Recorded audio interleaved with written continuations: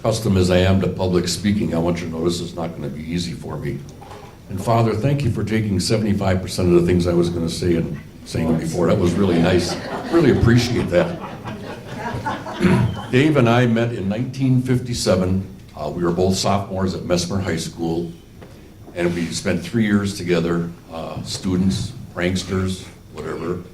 I could mention the pranks, but I don't want to get into that. There's too many other people here that were involved in them. And by the way, this looks like a 59 class reunion. I've never seen so many people from our class. It's great. At graduation, Dave went on to college, University of Wisconsin-Milwaukee, and received his bachelor's degree. And you can read all about that on the back of this and about he and Kathy marrying and everything. But he went into college and then became a CIA agent. And I went on and went into service and served 4 years, and then I bought an agency and became an all-state insurance agency for a number of years. So we kind of went our separate ways until he came back. I think it was in 98 or 97. And we got together with, Kathy had called me and said, can you work on our reunion for the 40th reunion? I said, sure. And went down to see Dave, and lo and behold, he looked the same to me as he did years ago. I really didn't, he didn't age at all. And I was glad to see that he was a cigar smoker like me. He drank scotch like me. He was a golfer, like I'm not, but he was a golfer. He and I spent a lot of time on the golf course talking, and he talked constantly about his family, about his bride, Kathy, and about his children and his grandchildren.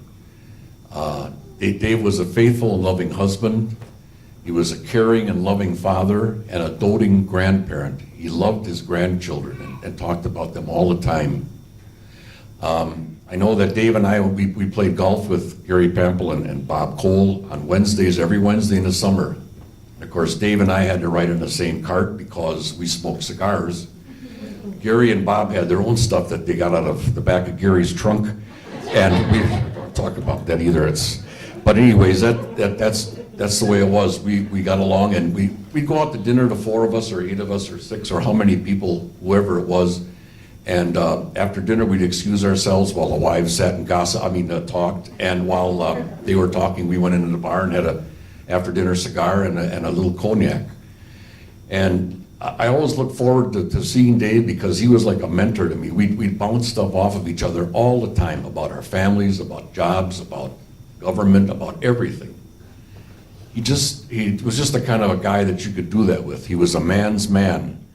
And I want the girls to know that there was never a better father that I have known in my lifetime.